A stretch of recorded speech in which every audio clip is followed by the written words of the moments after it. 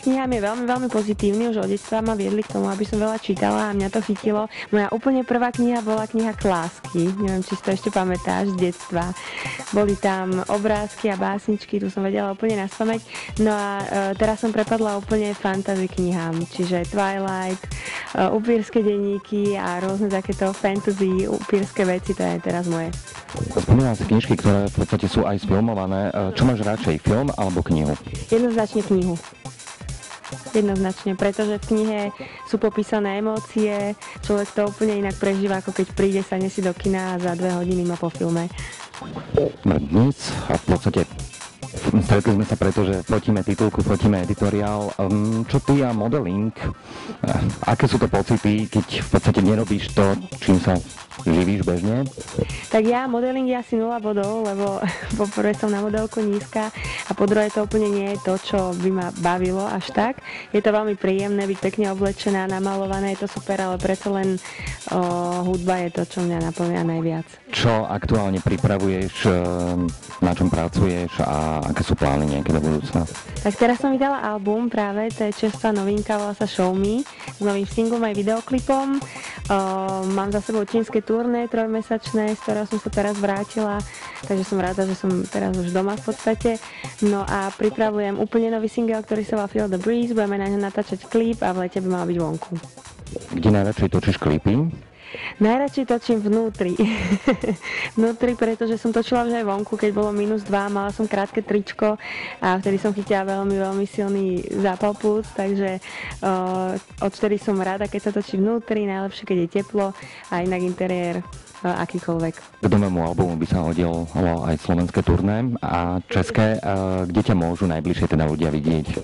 Tak ja paradoxne veľa vystupujem v Čechách, takže na mojich stránkach www.mistamusic.com sú všetky termíny, teraz prebieha Show Me Tour, vlastne od marca až do leta je tam veľmi veľa koncertov, takže každý, kto by chcel vedieť, kde koncertujem, tak sa môže pozrieť. Keď sme už pri tých koncertoch, máš radšej klasické sály alebo nerobí ti problém ani open air? Tak open air je super, ale moja srdcovka sú kluby, veľké kluby so super letkami, so super ozvučením, kde sa ľudia bavia, pretože ja robím tanečnú muziku, takže pre mňa sú kluby úplne top. Čo hudobné festivaly? Hudobné festivaly moc neobchádzam, pretože, ak som už spomínala, s tanečnou hudbou sa na festivaly až tak nechodí. Tam je to skôr rockovka alebo popová hudba, takže festivaly ani nie, skôr tá klubová scéna. Ty sama robíš tanečnú hudbu, ale ako je to s hudbou v tvojom živote? Čo máš rada a čo naopak naozaj by si nikdy nepustila? Tak ja som celý život študovala klasiku, som študovala husle a klavír na konzervatóriu aj na vysokej škole, čiže celým môjim životom ma sprevádzala klasická hudba. No a okrem tej klasiky, tá tanečná muzika, popová scéna, vyslovene také tie veci, čo teraz idú v rádiách. To znamená, že tvojich top 5 aktuálnych albumov je? Aktuálnych albumov alebo skôr singlov? Tak tým, že som bola v Číne, tak strašne teraz idem na K-pop. To je vlastne taký korejský smer skupín chlapčenských, dievčenských spevákov, ktoré sú podľa mňa fakt skvelé. Rozkvet hudby v Koreji. Potom sa mi veľmi páči európska tanečná muzika, či už Timberg, Avicii, DJ Antoine, Ina Alexandra Stan a takéto tie vyslovene tanečné európske záležitosti. Vráťme sa ešte k tej Číne. Aký je rozdiel medzi čínskym publikom a slovenským alebo českým? Tak najväčší rozdiel je asi v tom, že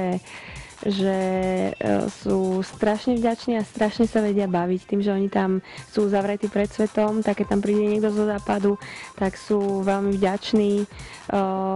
Tie kluby sú vždy plné, je tam veľa ľudí, majú tam rozmach, do klubov chodí 2000-3000 ľudí, takže je to teraz tak v rozkvete v Číne. Ako sa zabávajú? Je to tam o alkohole, alebo je to len o nealkodrinkoch, dobrej nálade? No ja si myslím, že sa zabávajú tak ako všade inde. Ja som si sama myslela, že to bude také nejaké za opicami, ale práve, že keď som tam prišla, som bola prekvapená, že kluby sú veľmi moderné, babi chalani sú tiež moderne oblečení, zabávajú sa s alkoholom. Samozrejme, v kluboch majú DJ z Anglicka. Je to tam naozaj, ako keby som prišla niekde do úplne moderného sveta. Ktorú krajinu ešte by si chcela navštíviť v rámci svetových turné? Tak samozrejme, koho snom by nebolo navštíviť Ameriku. Ja som tam už vystupovala raz v Carnegie Hall, hrala som tam na husle, ale samozrejme sen každej speváčky je vystupovať tam aj s popovou muzikou. Keby si mohla teraz prijať duet s niekým alebo byť predskokanom niekoho zo svetových hviezd, kto by to bol a prečo? Tak myslím, že by to bola Alexandra Stan, to je taká tanečná hviezda z Rumunska, čo momentálne búra tanečné hitparády, tak to by bol môj najväčší sen s ňou mať duet. Vieme o tebe, že teda okrem hudby sa svojím spôsobom venuješ aj móde, máš svoj vlastný blog. Čo tam nájdeme? Tak je to Mista Fashion blog, nájdete ho na www.mistafashion.com a je to taký čerstvý projekt, ktorý som založila len prednedávnom. Sú to videá, ktoré vychádzajú každý štvrtok, je to ako keby videoseriál a s môjim tímom tam ukazujeme a radíme mladým dievčatám, ako si urobiť vlasy, ako sa namalovať, nejaké rôzne trendy v oblečeniach, v nechtovom dizajne, takže je to taký kamarátsky spôsob podania trendov a módy. No tak keď už sme pri tej móde, tak ako je to u teba s obliekaním? Čo sú také tie najkúsky, ktoré naozaj nosíš najradšej? A naopak, dokázala by si takto chodiť bežne? Tak to asi nie. Ja som taký ten typ, že najradšej mám mikinu a tenisky, v čom sa cítim pohodlne. Samozrejme takto na fotenie alebo na nejaký koncert. Mám aj vysoké topánky a rôzne také tie záležitosti, kostýmy a takéto veci. Ale ja osobne, keby som mohla, tak by som najradšej chodila v mikine a v teniskách.